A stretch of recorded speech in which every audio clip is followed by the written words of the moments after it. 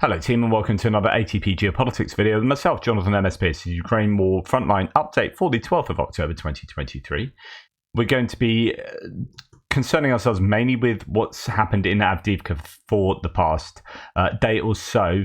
Much of what I said this morning in the news piece that was detailing Russian losses will be repeated here because it pertains to the frontline to Avdiivka. We'll go to the northeast sector first and up to the Kupiansk to Svatova to Crimea axis. The ISW, American military think tank, says a Mail blogger claimed that Russian forces advanced about 1.5 kilometers in the direction of Ivanivka and Kislivka, and that Russian assaults in these areas are proving difficult due to dense Ukrainian mines. So this is up in this general area at the top. Once it renders, we have Ivanivka here, and we have Kislivka there. So in that general direction, the Russians are attacking, making some progress according to that source, but that the Ukrainian mines are causing a bit of an issue. Still activity around Sinkivka as well, further to the north in the Kupiansk direction. We have Yevlash, spokesperson for the Ukrainians, saying that Russian forces conducted 30 attacks in the Kupiansk-Liman directions on October the 11th. So there is an uptick in the number of attacks that are happening right across the front lines. We went through a period of everywhere really quietening down, apart from those flashpoints. The counteroffensive started taking place, and you know, there's just very few attacks, and now that is definitely ramping up. The claim is that the Russians are transferring large concentrations of personnel and equipment to the Sinkivka and Ivanivka areas, so that's up the north that we're just looking at, and are attempting to capture Kupiansk and open a land corridor to the Oskil River. Now, this goes back to the larger kind of operational, onto really strategic questions about, you know, what are the Russians doing? I don't really know, because they're committing massive forces to Avdiivka area, and in doing so aren't committing those forces down to, say, here to push back the Ukrainians there. So they obviously have their own offensive. They're not just in a defensive mindset at the moment. They have their own offensive motivations, but also supposedly up here in the Sinkivka Kupiansk area. But do they have enough to take somewhere like Kupiansk? And, you know, what is the ultimate goal? I guess the ultimate goal is to have this entire buffer zone there of the Oskil River and to the east of it. So all of this blue area, really from this line going up the Oskil River, all of this under their control. But I mean, we've seen what's happened in Avdiivka. We've seen what's happened in Novoherivka area and in Makivka area, where, yeah, they might take some land, but at huge costs. And if that's just there, then, you know, add all of these bits on. So, you know, add that polygon on there to here, to here, to here, to here, to here, you know, so on and so forth. And that's like a couple of hundred of those. They don't have the forces to do that. They don't have the morale, the supplies, the ammunition, I wouldn't have thought, the equipment, the personnel. I'm just not really sure what's going on. Anyway, Andrew Perpetua does have some, getting that always reminds me when I start getting into this that I haven't told the newbies exactly what the map means. So if you don't know, please pause the video now and check out the map key there. But Andrew Perpetua has a couple of gains for the Russians in this Kuzumivka area. If you remember, Kuzumivka, Novoselivsk is this small village just on the western side of the railway and the road that the Russians had taken or pushed the Ukrainians out of. Then the Ukrainians have pushed back. In fact, it's happened a number of times throughout the conflict. The Ukrainians had a little bit more success there more recently than the Russians, but the Russians had been sort of pushing there and north and south of there, and indeed having more success to the north. So I think the Russians had the initiative possibly in that area. Moving down, we come past Makivka, where there's no doubt still activity. Down to the Serebryansky forest. If we look in the ISW, here we say the Russian forces conducted offensive operations along the Svatova-Kremina line and reportedly advanced. Russian sources claim that Russian forces, including elements of the newly formed 25th Combined Arms Army, advanced near Makivka and then Dubrova as well. Reported that Ukrainian forces continue to hold the Russians back at Makivka and Dubrova. So, yeah, some activity in the Serebyansky forest around there, as well as up in Makivka. Then we come down to Bakhmut, and not a great deal of information coming out of Bakhmut apart from some generalized claims. Actually, let's go to the Bakhmut. I have forgotten to mention, in fact, I'll probably do that now. Russian sabotaged reconnaissance group of 8 men tried to enter the Sumy district during the night. So this is a northern borders. The Ukrainians spotting Russians trying to do some kind of deep reconnaissance activity or sabotage activity, more likely. Anyway, that happened during the night, reports the commander of the Joint Forces of the Armed Forces of Ukraine. The saboteurs tried to cross the state border of Ukraine and aimed to move further in the direction of one of the objects of civil critical infrastructure. Artillery and mortar units were shot at the Russians. Having suffered combat losses, they withdrew. There were no casualties among the Ukrainians. So that has happened in the northern borders, the Sumy area of Ukraine. So anyway, that's around there. Anyways, I was talking about Bakhmut before I rudely interrupted myself. Right. A spokesperson for the Eastern Group of Forces, Yevlash, stated that the Ukrainians have advanced hundreds of meters in the Bakhmut area yesterday. According to him, Ukrainians are continuing their advances in the direction of Bakhmut and its surroundings. Indeed, the ISW kind of reports on this general claim, although it's not quite confirmed, I guess, from geolocated footage. Ukrainian General Staff reported Ukrainian forces advance in unspecified areas, achieved unspecified success east of Klishchivka and Andriivka. Russian mail blogger claimed that fighting continues near Kurdyamivka and that Ukrainian forces continue attempts to gain a foothold on the railway line east of Andriivka. So that is to say that the Ukrainians are claiming continued success around the Klishchivka Andriivka area east of the railway line as it comes down, and Russians claiming that there's activity towards Kurdyamivka. We have both mappers up here claiming that there are Russian successes in and around Bakivka. This is something we had kind of heard hints of yesterday, that the Russians were pushing here, so this doesn't surprise me at all. Possibly some minor rejigs as well, but basically both mappers suggest that the Ukrainians are under some pressure there. In fact, if you go back to right at the beginning of the counteroffensive, when it was Bakhmut that was seeing a lot of Ukrainian counterattacks, Bakivka was an area where the Ukrainians had some success, and they got into the village of Bakivka before they were subsequently pushed out, and have been pushed out fairly consistently since then, although there has been a bit of back and forth. But they found it quite difficult then. Indeed, the idea was that they realized that this wasn't the place for them to attack. They weren't getting too much success, so they moved to focusing down in a Rose Alley area. But then since since all the activity really started down in the south of Bakhmut, we've seen less focus on the north. Anyway, Russians having some success there. Right, now we're going to go to the Avdiivka area. So as we come down here, Avdiivka is a bit like Bakhmut 2.0 before it was, taken, or mainly taken. There's this attempt to completely surround it and cut it off at the sides there. Well, we saw this morning that there were huge losses in terms of personnel and in terms of tanks and armored personnel vehicles, and that was the same yesterday as well. So 2 days of really high losses, which were, as far as I can understand, underwritten by the Avdiivka attack. So we had 2 days worth of Andrew Perpetua's losses, which are really significant losses for the Russians, and finding more and more, and there's more footage to come out, leading OSINT Technical to say this is roughly a battalion tactical group worth of vehicle losses that the Russians have sustained.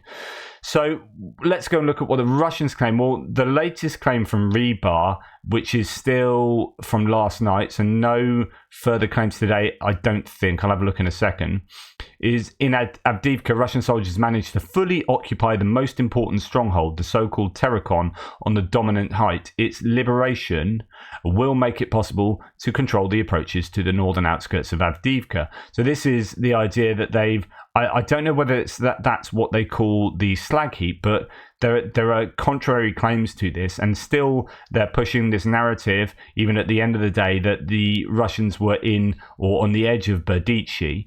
There's not been confirmed by anyone, and that there are attacks coming up from Spartak, but also attacks up from Vodyane, although not notified in this one. If we go back in time and look at what they said originally, this is the video. They seem to have taken down the images from this. I don't know if they realised they were overstepping the mark, but you see it's far more substantial, the claims here. On the Avdiivka section of the front yesterday, we reached the northeastern outskirts of the village of Berdichi, and there is fighting for the village itself. We are on its northeastern outskirts. Petrovskaya is out of our control. Our assault groups control a part of the railroad track. In addition, we have begun clearing an important slag heap, which is located southwest of Krasnogorovka, and from where we can control practically the entire Avdiivka fortified area with fire. From the south, the fighting has had local tactical success so far. We have managed to occupy some of the enemy's strongholds, but we are still a long way from fully encircling the Avdiivka fortified area. Which is, I mean, that last point is nominally correct. They have taken some strongholds. If you look at my map, the Surat Maps claims some success here of the slag heap.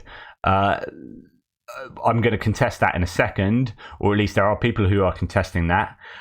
Rebar is claiming that, and I presume Surat Map and Rebar are using the same sources, or they may be using each other as a source, going one way or t'other. But the claim, as you can see from this map, the claim is that they've got, and what he said, they've got over the railway line. They're into the outskirts of Berdichi. They've taken basically Stepova, that etc. etc. You know, just really, is that actually what has happened? And then claims that the big attacks north of Vodyane and towards the west, as well as coming up from Spartak. Although it's interesting that the Vodyane claim is missing from this 10:57 p.m. last night, and the video was from when was it? Let's have a look. Yeah, 17 hours ago, so that was 8:27. So 2.5 hours later, they dialed back on those arrows, which I find pretty interesting. Although Tonyenki here is there, and they've got attacks coming up there, so maybe they haven't dialed back on them. They just haven't put them on the main map. What else? Rebar says here, this is 10:20. Last night, the Russian army continues its operation to encircle the Avdiivka fortified area. There's fierce fighting on the outskirts of Berdichi. I contest that. At the same time, the heap on the outskirts of the city came under the full control of the Russian forces, and fighting is taking place in Stepova. The offensive continues. So, again, the slag heap is under the full control of the Russians, and fighting's in Stepova and on the outskirts of Berdichi, which has been contested by we'll go and watch Andrew Perpetua's live stream last night to get some details. He's not changed his mapping at all in the area, obviously waiting for some and I think there will be good weather for it for the next round of satellite imagery to come out. Kenneth Gregg, although this was yesterday afternoon, said the Russians have carried out a whole series of attacks with abnormal numbers of personnel. They claim that their home audience that they will surround Avdiivka by attacking from Krasnohorivka to the north and Severny from the south. They issue propaganda of the attacks but do not mention the end result. What happens next? Well, they lose large amounts of armor, personnel carriers, artillery and men. There is no chance that they will succeed in encircling Avdiivka, as much chance as hell freezing over. They have, of course, realized this, so in order to gain time and the elite at home, they take some land far away from some strategically important point. It is a matter of a few windbreaks and open landscapes that have zero significance in serving as an offensive springboard. And he goes on to talk about other fronts. So that's what his interpretation was, quite early doors. There was smoke. There was the coke plant was definitely burning yesterday, which is in this area. I think that is here, to be honest. You can see the big chimney and whatnot. So I think that's been heavily bombarded over the last 3 or 4 days by Russian aviation. And that was burning yesterday. Again, they were hitting it for another time. Avdiivka, no reports said, when was this? Yesterday evening, before the last of the rebar claims. Fighting mainly occurs north of Avdiivka near Krasnohorivka. Russians try to advance west into the fields and towards a waste disposal site. As far as we got confirmed, there is minor Russian progress, only in the open fields, a maximum of 400 to 500 meters disputed. And then he says, there's a lot of footage from this axis, which I will include to give you an idea of the scale of this attack. It's very big. So far, Ukrainians are well holding on, starting with the first losses that appeared earlier today. And he then lists a load of losses, a lot of footage, Russian tanks being blown up by mines, more from the 53rd Brigade. And, this is how many units Russia is willing to put into this attack. And we'll look at that in a second. In fact, we'll look at that right now. So here's a video of another attempt to move a large armoured Russian convoy from Krasnohorivka to cover the northern flank of the Avdiivka front. So this is just to let you know, as far as I understand it, we'll get the layers back on. Oh, everything is on. Good. Right. So, okay. So we go to Krasnohorivka and here they are. So I think, and I'm probably getting this wrong, but I have a feeling this might be roads in this general area. It might be this one coming down here, and you see them curling around there. So at the front of the picture, you got the drone here sitting looking that way. I think the front of the picture's there, and it curls round, and then you see the vehicles going all towards the back. So here it is. So that's the front and curling around and going towards the back. They say 20 vehicles here. I said, as I mentioned earlier, that there are more than that. You can see that from this picture. This imagery here, it is the vehicles are all moving, and it gives you a really good indication that there are vehicles all the way around here, and then back further as well, going in two directions as well. I'm pretty sure I just muted you. Please don't do that again. So there we go. So as we can see, going all the way back there and then back around here, you've got moving vehicles there. You've got a vehicle going the other way, another vehicle moving there, and almost certainly vehicles there, I would have thought. But anyway, I think that amounts to a significant number of vehicles, and we don't know what's going to the left of this picture as well. Now, what's a real shame here is that this would have been perfect for the Ukrainians to hit with HIMARS. Imagine taking out all of these vehicles with a couple of well-positioned HIMARS full of tungsten balls, shredding this equipment. But I don't think the Ukrainians had been able to react quickly enough. They maybe didn't have the artillery ammunition to hammer here. That you do then start seeing artillery hit to the front of this, as you can see here from this imagery. So there is, oh no, that was that tank firing. I'm pretty sure you see some artillery just hitting to the front. Oh, it might not be that imagery. No, I think that was the tank firing there. I'm fairly sure in some of the imagery I've seen of this that there is the odd bit of artillery landing. But correct me if I'm wrong. Anyway, it got to a point where Andrew Perpetua was saying, look, Russia have lost even more vehicles. Their losses are endless. My fingers tired if counting them. Tatarigami in one analysis here said, at the very least, they've lost 36 pieces of equipment, which is fascinating. So that's a minimum of 36 pieces, benchmark minimum, visually confirmed. And wow. You can imagine with all the footage that's going to be coming out over the next 48 hours plus, that those numbers will be significantly higher than 36. So 36 is your benchmark minimum. I did read this to you before. I'll quickly whiz through it again for those who didn't watch my news piece this morning. In recent days, Avdiivka, an operationally vital settlement near Donetsk, emerged as a frontline hotspot. Our team has prepared this brief follow-up report to offer an overview of recent developments that took place between October the 10th and the 11th. So here is Just trying to get an idea. Is that the slag heap there? And there's a coke plant there. This is Avdiivka. Here you got Spartak towards the bottom there, as far as I can work out there. So on October the 10th, Russian forces launched a ground offensive from Krasnohorivka and Vodyane, aiming to encircle Avdiivka. So from the north and the south, the assault featured an unusual amount of use of armored vehicles, departing from their prior reluctance to use large-scale armored attacks.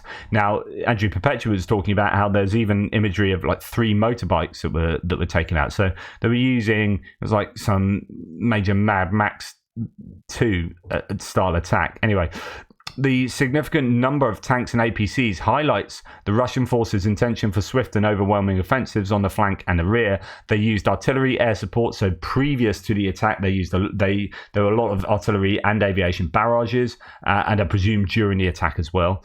And overwhelming offensives on the flank and the rear. They used artillery air support and their armored units to suppress, overrun, and at times capture Ukrainian positions. Yet Russian forces advanced decelerated despite reaching the northeast of Stepova, a rear area of Avdiivka.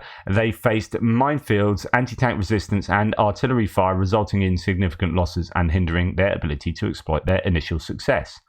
Our most conservative estimate, says Tatarigami, suggests that the Russian side suffered a minimum of 36 vehicle losses, which include abandoned, damaged, or destroyed vehicles. These losses predominantly consist of APCs, tanks, and of various configurations and transportation vehicles. It is premature to say whether the Russian forces will achieve substantial advances in the upcoming days, given the challenging situation for both sides. However, it is already clear that the assault has proven to be highly costly for the attackers. We conclude that our prior concerns about the Russian reserves were justified. So they do have reserves.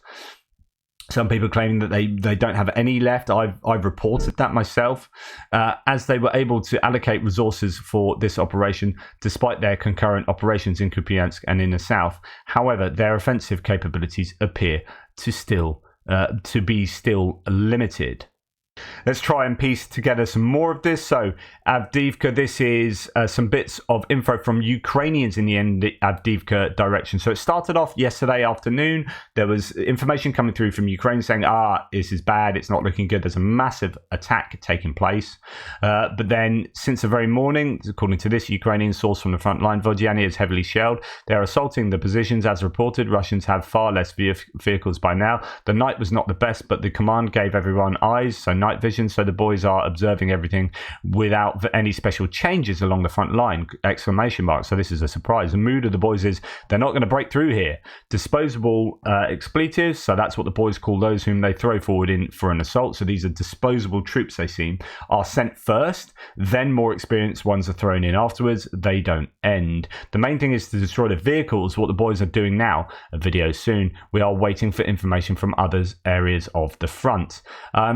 And then Russian channels releasing, their little pieces of the jigsaw, I suppose. Quote, to those that write that Avdiivka waste heap is taken, so that's a slag heap, they are blatantly BSing.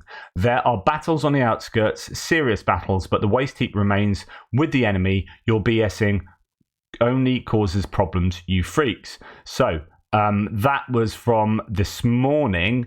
So that goes directly against the Syriac claims and the Rebar claims. Of course, they might be in control of the slag heap, and that Russian source could be wrong, and Syriac and Rebar could be correct. However, it doesn't look like that's the case, and make of that what you will. Russians are using barrier troops in Avdiivka to push forward those who flee due to losses. So those are the troops that sit behind their vanguard, and we saw this in Bakhmut, where the penal Storm Z units were sent in, and if they retreated, then they were shot from people who were stationed behind them. And that gave you this existential despair, where if I stay here, they're going to drop IEDs on my head from drones. If I go back, my own troops are going to shoot me, and if I go forward, the enemy's going to shoot me. And actually, my best chance of success is going forward in the hope that we have success in our own offensive, or maybe I get captured. So it's a really desperate situation. Anyway, the Ukrainian soldier reporting that barrier troops are being used here. After getting shelled with cluster munitions, a group of 40 men in the Storm Z penal battalion started to flee. A Russian BMP arrived and started firing at them to return to the battlefield. A video has been promised for later, so there supposedly is evidence. It might not have happened, but it's when we're talking about evaluating claims, when we look at previous claims about this being seemingly true from Bakhmut, then it raises the probability of these claims being true as well. So yeah, that's a claim there.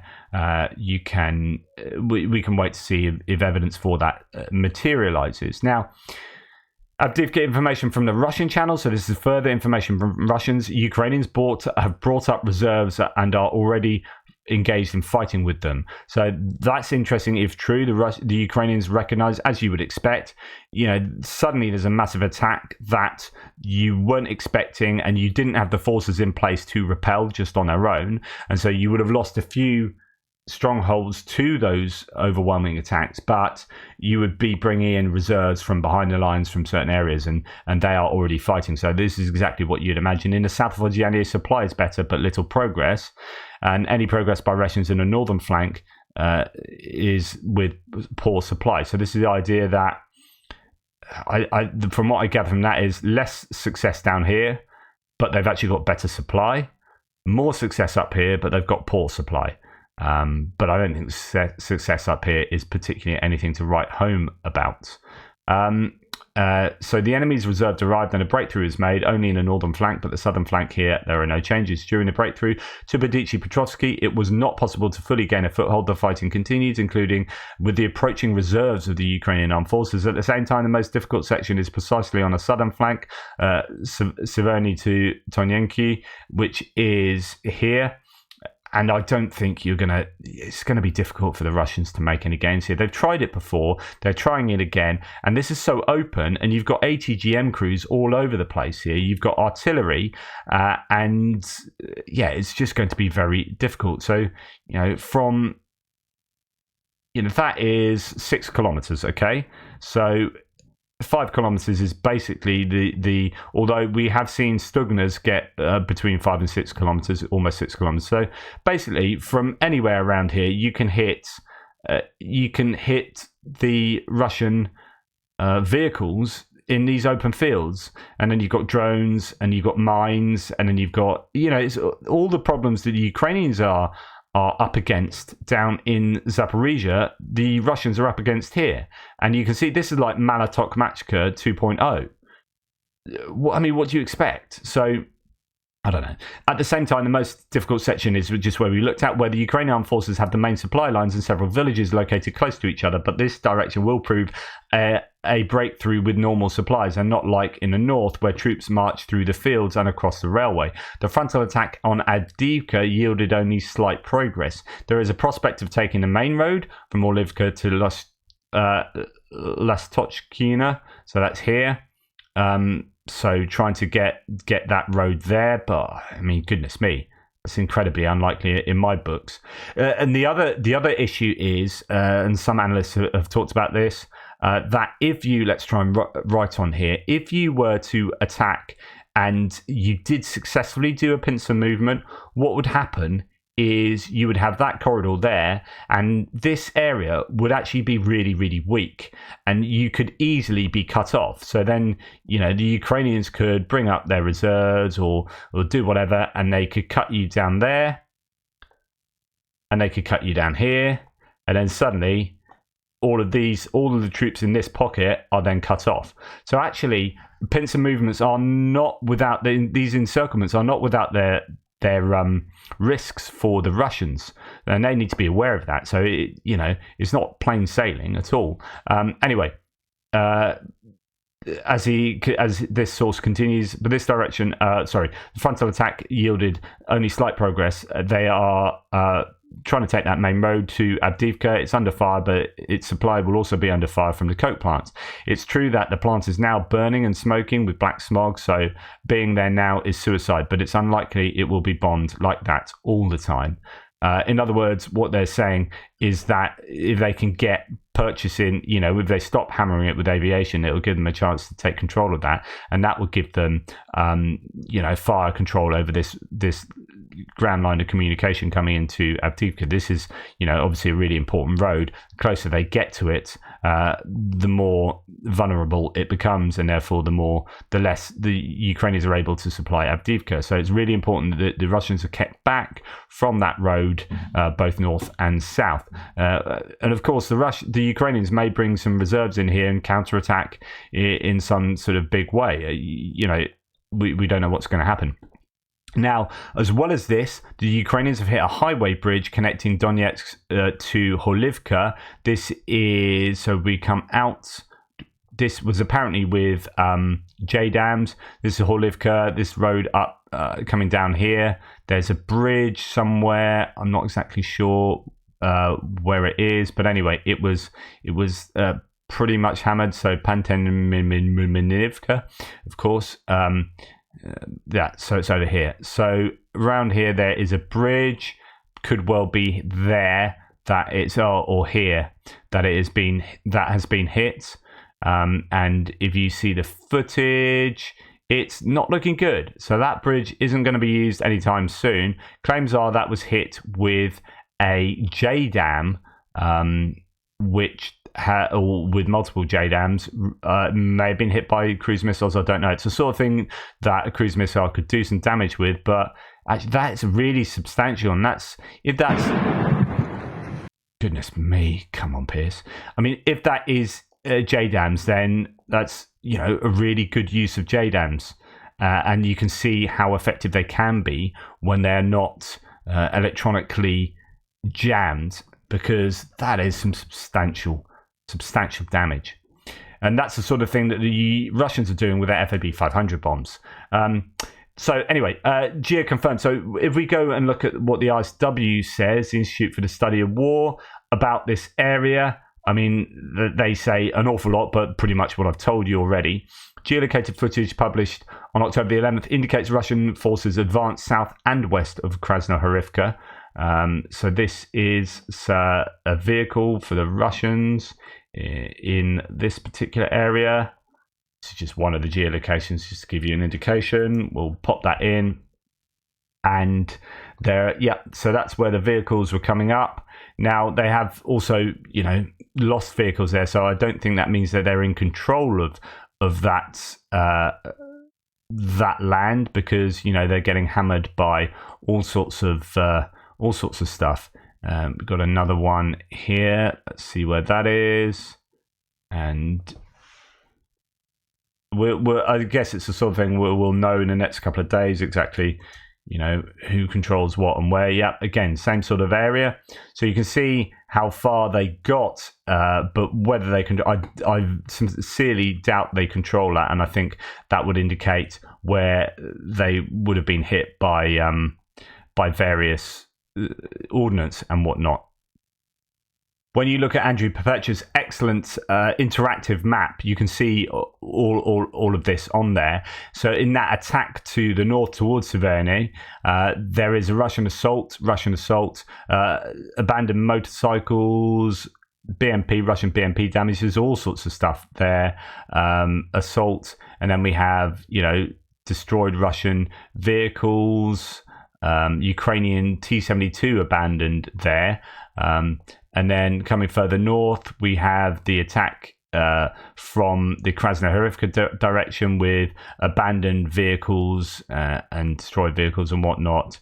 BMP all in these different areas, rather than unfortunately hitting them as they were all lined up in one big column. And that was yesterday's. And then I'm sure there'll be more pins on the map for today as well, as he finds more and more stuff. So it appears that they were repelled there. What will happen today, I think, would be really interesting. Do the Russians just double down and keep plugging away at these places in order to make those gains?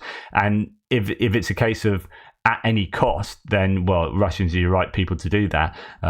So it could be that they have some successful pincer movement, that they do get to the slag heap, to the coke plant, and to the northern industrial area of Avdiivka. That would be really problematic for the Ukrainians, and it's still very much within the realms of plausibility for the Russians. But at what cost? Would they completely exhaust themselves offensively in trying to take Avdiivka, such that they just don't have any chances going forward? And that's, I think, is something that we'll be watching keenly over the next few days. When it comes to the rest of the front line, there's not too much to report. I mean, the ISW states, we talked about all of that. It does make claims about Velika Novosilka, that Priyutne, the Russians are claiming they're partially successful along the Priyutne Zavitne-Bazhenya line and push Ukrainian forces further back from Priyutne. So this is an area just to the west of Staromyorsky, Priyutne there, and pushing the Ukrainians further back from there. That could well have happened. That is according to the Russians. But that they failed to secure further advances to even the front line and could not advance towards Rivnopol and Staromyorsky. So they couldn't advance further to the north or further to the east towards Staromyorsky. But take that with a pinch of salt. That's unconfirmed. And then we come down to the Robotna sector, where we can see that the Russians have made gains, according to Andrew Perpetua, along this tree line here. This is a counter-attacking Russian way of doing things, so they're not willing to just sit back and soak up the offensive from their trench line, so they're going to take it to the Ukrainians. The question for any of that kind of activity is, at what cost does that come? Yes, they've taken back some tree line there, but if it's exhausting their own troops and ammunition and morale, then it might be counterproductive in the long run, or it might not be. It might be a really good way of taking it to the Ukrainians and stopping their counteroffensive. So that's the mapping change there. Not a lot of mapping changes, as you can see, and indeed, really not a lot to be said in terms of the ISW. The Ukrainian brigadier general in the area said that the Ukrainian forces have improved their tactical positions west of Robotna. That's usually kind of PR speak for very minor gains, if any. Just either consolidating positions or taking some very small areas that give them some kind of tactical advantage. But it generally means that the Ukrainians have struggled to make large advances in that area. And then when you come further down in the ISW to go to the west slightly, Russian forces counterattacked and reportedly made limited gains, according to them. Ukrainian General Staff reported Russian forces attacked near Verbove and Inzhinerny. Several Russian sources claimed that Russian forces counterattacked near Kopani and forced Ukrainian troops to retreat back towards Verbove area. One Mill blogger claimed the renewal of Russian attacks at Zherebianki-Piatikhatki sector took Ukrainian forces by surprise, and Russian forces managed to advance several hundred meters in that direction over the last few days. So that's to say the Russians are claiming they pushed back, or some Russian sources are claiming they pushed back in Kopane, pushing back towards the Verbove area, so more like just pushing back in that direction there. And that, as we go to the west, we saw the other day, Syriac maps had some success for the Russians north of Zherebianki, although interestingly not confirmed by Andrew Perpetua or any other sources. Doesn't mean it didn't happen. Depends on the satellite imagery for here. Depends on all sorts of stuff. But claims are still in ISW there that the Russians might be having some success in that area too. Okay, so that's that, mainly concentrated on Avdiivka. As you look at the map, there are no confirmed Ukrainian gains that we can see from any of the pins, not at least from my sources. But it's one of those things, like I said yesterday, if the Russians are prepared to throw themselves, kind of impale themselves on Ukrainian defenses and lose all this equipment, then this is exactly what the Ukrainians want. One of their main goals is to attrit Russian armor, so they get to a point where they can then advance themselves. Well, the Russians are going to do that by doing these huge attacks that seem to have very little successful value.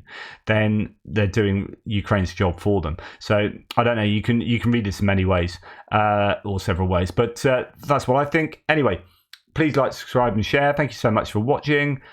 Take care, and I'll speak to you soon.